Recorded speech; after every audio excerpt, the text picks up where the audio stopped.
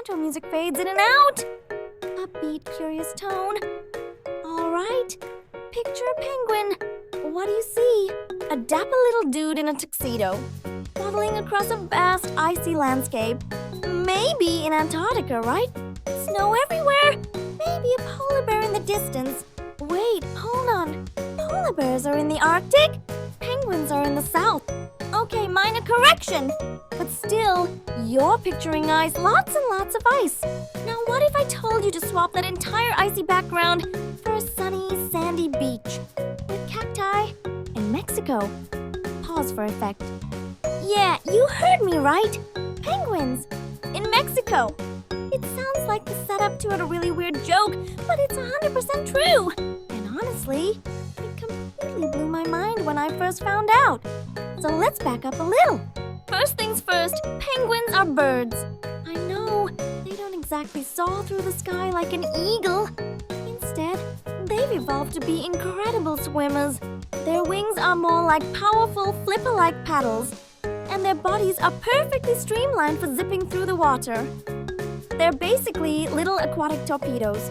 They fly through the ocean, not the air. And what do these avian torpedoes hunt in the ocean?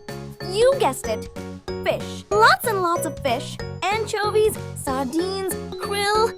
Basically anything they can catch. They can dive over 100 feet deep and hold their breath for several minutes, all in pursuit of a tasty meal. They are master anglers of the bird world. So, we have these flightless fish-eating birds. But how in the world did they end up in Mexico? The land of tacos, mariachi, and scorching deserts? Well, not all penguins are built for the blizzard. There are actually 18 different species of penguin, and only a couple of them live in the frigid extremes of Antarctica.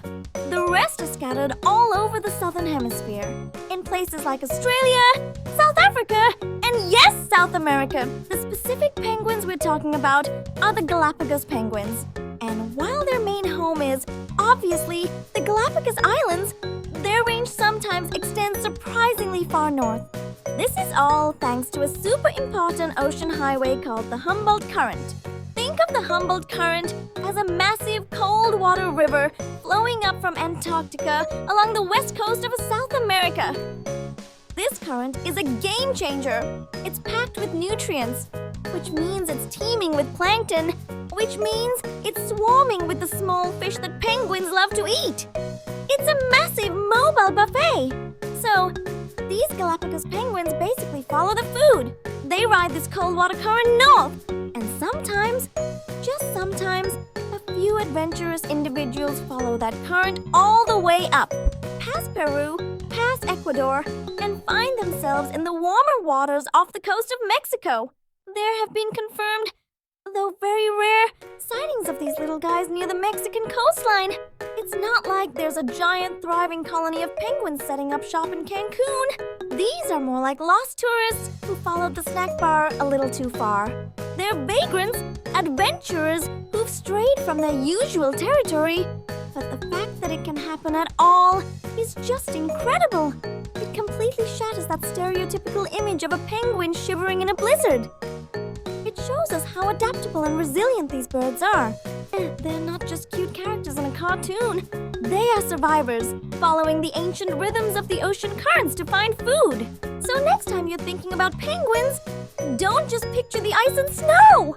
Picture a warm ocean breeze, the sound of gentle waves, and a very, very lost, but very determined little bird in a tuxedo, wondering if he can get some fish tacos to go. Nature is full of surprises, and a penguin in Mexico is definitely one of its best. Outro music fades in.